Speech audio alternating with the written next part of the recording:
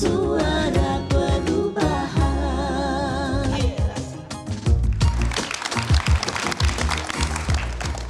Nah, kembali lagi pemirsa sekalian di Suara Robohan, Suara Perubahan. Oke, tadi kita sudah mendengar ya tanggapan dari Mas Irlan bahwa banyak kekurangan dan keamanan serta keselamatan. Nah, bagaimana tanggapannya dan juga prioritas perbaikan dan pemeliharaan apa yang belum terpenuhi saat ini untuk stadion. Dan sebenarnya saya tuh herannya apa ya susahnya begitu kalau memang sudah ada wacana seperti itu. Memang biarkan saja dikelola klubnya dan juga badan usaha. Kenapa itu tidak terwujud begitu sejak lama? Satu, saya merasakan apa yang dirasakan Mas Irlan. Yang pas mana tuh, Pak? Semuanya menceritakan mengenai betapa tidak amannya dan tidak nyamannya di Indonesia dan betapa aman dan nyamannya di Singapura. Yang lapangannya relatif cuma 8.000 kapasitasnya. Baik. Dan nggak di tengah kota, agak ke pinggir sedikit, jalan besar. Jadi bagi kami itu harus ada keberanian dari pemerintah untuk melepaskan pengelolaan tersebut kepada pihak ketiga. Jadi kalau Anda bilang kan mudah Pak, mudah bagi orang yang mempunyai prioritas perawatan. Tapi kalau pemerintah itu dari item pekerjaan pemerintah ada 100, perawatan mungkin tidak masuk dalam 100. Jadi bagaimana mau bagus? Pemerintah daerah tidak mengerti bahwa sepak bola itu alat pemersatu, sepak bola itu bisa menjadi penggerak ekonomi. Seperti tadi Persija satu kali main 7 miliar. Itu yang kurang disadari oleh pemerintah daerah. Makanya perlu dibutuhkan seorang leader di atas untuk mendrive kepala daerah di provinsi, kepala daerah di tingkat 2, memaksa mereka untuk menyerahkan pengelolaan kepada BUMD, kepada badan swasta atau kepada klub, agar pekerjaan pemerintah daerah ini jadi berkurang. Iya. Tapi esensinya malah mengurangi biaya dan menaikkan pendapatan. Iya, dan menghidupkan bisnis yang ada di situ, usaha Tapi kalau juga. nggak ada drive dari atas, ya semacam ketentuan, ya tetap seperti sekarang. Jadi tetap butuh sosok misalnya presiden gitu ya, Ya. yang siap akan perubahan ini. Ya, kasih tahu untuk itu semua. Kemudian dalam bentuk instrumen-instrumen Baik. keputusan yang akhirnya pemerintah daerah itu melepaskan aset kepada pihak ketiga dalam bentuk KSO, kerjasama operasi, itu dasar hukumnya jelas. Jadi bukan asal ngomong, jadi ada instrumen hukumnya yang harus dipenuhi oleh pihak ketiga, swasta, klub, BUMD, dan pemerintah. Baik. Pada saat melepaskan secara yuridis aman, uangnya juga terjamin, pihak ketiga masyarakat itu juga mengelola dengan aman, dengan nyaman, bahwa tidak akan diganggu oleh pemerintah. Itu. Pak Pam, berarti kita kalau mau buat stadion nggak usah gede-gede sebenarnya nggak apa-apa ya?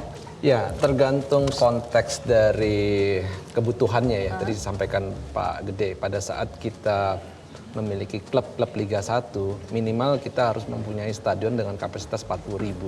Karena pada saat dia juara di kompetisi liga, maka dia punya kesempatan untuk bertanding dengan klub dari negara lain. Oke, artinya tapi nggak semua stadion harus seperti itu ya kan? Ya, tergantung makanya Liga 2 akan Liga 2 lebih kecil, 15.000 dan Maksudnya sebagainya. kalau misalkan ada tidak sih ketakutan misal dari masyarakat berpikir bahwa oke, kita sudah mengeluarkan uang banyak untuk bikin stadion dan segala macam. Lalu kemudian ketika perawatan itu diserahkan kepada pihak ketiga, apakah stadion itu bisa terjaga gitu? Apakah ada jaminan untuk stadion itu dijaga sama pihak ketiga? Jangan-jangan ntar dirusakin lagi gitu, misalkan. Ya, tentunya gini, badan usaha yang memiliki track record yang baik ya dan pengalaman yang cukup gitu, tentunya melihat stadion ini sebagai properti.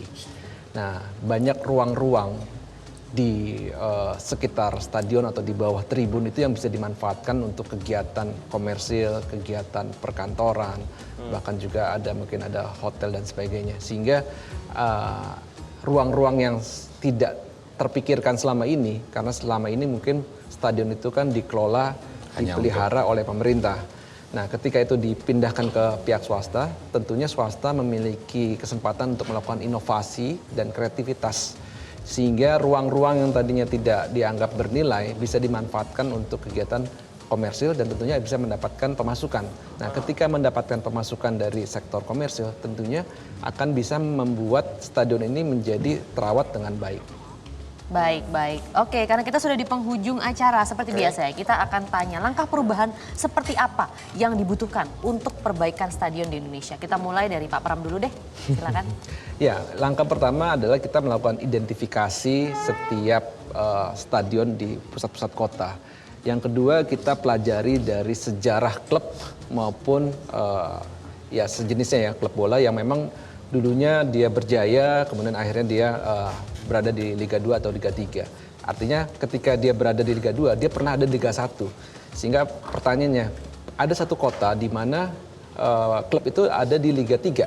Sehingga ketika kita membangun 40.000 tentunya kan tidak bisa sebenarnya gitu. Tapi karena punya sejarah yang panjang, dia pernah ada di Liga 1, maka menjadi penting untuk membangun stadion untuk kapasitas 40.000 katakanlah seperti itu.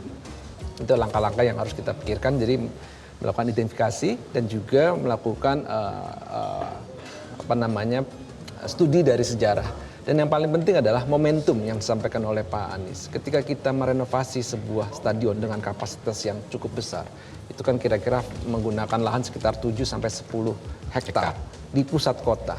Nah, secara tidak langsung itu memberikan dampak terhadap kawasan. Kita perbaikan pedestrian, membangun transportasi publik, dan membuat kota itu yang tadinya mengalami degradasi kualitas perkotaan menjadi lebih baik di masa mendatang. Oke, itu kalau tadi dari Bang Pram tadi tentang langkah perubahannya. Untuk Pak Gede kira-kira coba yakinkan kami lagi untuk satu stadion untuk semua ini memang bisa direalisasikan ketika nanti Anies Baswedan dan Caimin menjadi presiden dan wakil presiden Indonesia. Saya hanya mungkin 2 aja. Pembangunan stadion baru, revitalisasi jangan dianggap sebagai biaya, tapi anggap sebagai investasi.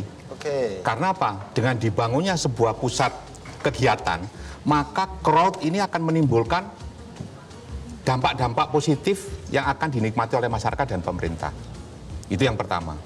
Yang kedua, Pak Anies itu sudah melakukan, dari rekam jejaknya itu sudah ada. Dia sudah membangun JIS. Dia sudah membangun lapangan sepak bola. Sekarang ini dinikmati. Efek dari pembangunan tersebut di Jakarta memang belum terlalu optimal. Karena sampai sekarang, karena kepentingan politik, JIS belum dapat dioptimalkan. Oke. Tapi kalau konsep dari Amin itu dilaksanakan, bahwa sebuah pembangunan atau revitalisasi stadion itu dianggap sebagai investasi pemerintah yang akan menimbulkan dampak positif bagi masyarakat, itu akan sangat bagus. Yang ketiga, peran serta masyarakatnya harus diajak. Jadi contoh sekarang, satu klub di Bali itu sudah menjawab pertanyaan orang lain. Karena apa? Dia menyewa kerjasama 30 tahun, sampai saat ini kualitas lapangan pada saat diterima, dan sekarang itu kalau dulu nilainya 5, sekarang nilainya 9. Baik.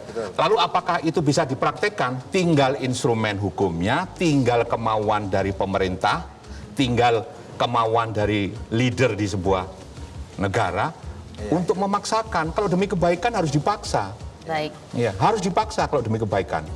Konsep jelas, track record ada, rekam jejak ada. Jadi kalau orang ditanya, Pak Anies apa yang dilakukan? Udah bangun JIS untuk masyarakatnya. Baik, baik. Dan mudah-mudahan itu semua bisa terrealisasikan dengan baik dan kita semua memberikan dampak buat seluruh masyarakat Indonesia. Amin. Amin. Ada amin? Amin. Terima kasih Pak Gede Widiadi, penggiat sepak bola profesional dan juga bendahara umum dari Timnas Amin, Pak Her Pramtama, anggota Timnas Amin, Kedeputian Kampanye Nasional. Terima kasih dan juga terima kasih untuk rekan-rekan yang sudah hadir. Teman-teman Bejek, teman-teman Bapak Ibu, Saudara Rebuan yang sudah datang, masyarakat Rebuan yang sudah datang di sini, dan jangan lupa untuk pemirsa yang ingin menuangkan aspirasinya itu bisa join musyawarah Rebuan di daerah masing-masing melalui website rebuan.id atau hubungi nomor di bawah ini. Saksikan terus Suara Rebuan setiap hari Rabu jam 7 malam hanya di Metro TV. Ya. Nah, sebelum kita berpisah, episode kali ini kita akan mendengarkan dulu pemirsa, ini ada suara muda dari jubir muda Timnas Amin, Mas Gradi Nagara. Silakan. Jadi stadion untuk semua itu pada dasarnya adalah gagasan sekaligus komitmen Pak Anies dan Pak Muhaimin tentang pemerataan. Nah, ini harus dilihat dalam dua hal. Yang pertama, stadion ini bukan hanya soal fisik, tapi ini juga adalah aspek non-fisik. Oleh karenanya sebenarnya kalau kita dengar tadi pemaparan Pak Gede dan juga Pak Pram, sebetulnya pemerataan ini ada dalam tiga hal ya. Yang pertama adalah pemerataan dalam konteks ekosistem sepak bola. Kenapa ekosistem sepak bola? Karena stadion ini mengungkit ekosistem tersebut. Nah, ekosistem itu kan ada dua hal. Yang pertama itu adalah infrastruktur fisiknya. Yang kedua itu adalah insentif yang sifatnya itu non-fisik. Nah, infrastruktur fisik ini berpengaruh kepada yang tadi ditanyakan soal keamanan, keselamatan, semua hal yang membuat talenta-talenta baru, ya kan, para supporter itu merasakan kenyamanan dan keamanan, terutama ketika mereka beraktivitas di dalam sepak bola ini. Itu yang pertama, pemerataan dalam konteks itu. Nah, yang kedua itu adalah pemerataan dalam konteks ruang publik, ruang ketiga. Kenapa? Karena yang namanya stadion itu lagi-lagi seperti kata Pak Anies itu bukan hanya untuk bermain sepak bola saja, tapi itu adalah tempat interaksi sosial gitu kan. Banyak sekali supporter di situ yang berkumpul, menciptakan kohesi sosial baru, kemudian mengungkit identitas nasional. Yang penting itu nasionalismenya itu terungkit dari situ. Dan yang penting lagi adalah karena dia ruang publik, makanya warga itu bisa make itu. Jadi kalau kayak kita lihat misalnya di GBK gitu kan, nah di GBK itu kan orang bisa berolahraga ya sehari-hari, dan kita berharap ini bisa merata bukan hanya di Jakarta saja, tapi ini bisa ada di semua daerah. Dan yang ketiga, yang terakhir, yang tidak kalah penting, bahwa pembangunan stadion, yang stadion untuk semua ini, itu adalah untuk sebagaimana yang dikatakan oleh Pak Gede tadi, itu adalah tentang menciptakan pusat-pusat pertumbuhan ekonomi baru. Itu yang penting. Kenapa? Karena apa? Karena stadion itu menjadi insentif untuk membuat ekonomi itu bergulir, berputar. Nanti akan ada muncul sentra-sentra ekonomi baru yang kita harapkan ini bukan hanya ada di satu daerah saja, tapi ada di daerah-daerah lain. Dan yang penting juga adalah stadion ini mengungkit yang namanya itu kota itu menjadi lebih atraktif. Karena apa? Karena stadion itu tadi kata Pak Pram itu bilang bahwa dengan adanya stadion itu membuat tata ruang itu bisa lebih mengena gitu kan. Ada transportasi publik di situ ya kan. Ada pedestrian yang diperbaikin. Jadi daripada dana yang besar itu dibangun untuk satu kota besar yang kita tidak tahu itu sampai kapan selesainya, itu lebih baik itu dibagi-bagi untuk menciptakan pusat-pusat pertumbuhan ekonomi baru.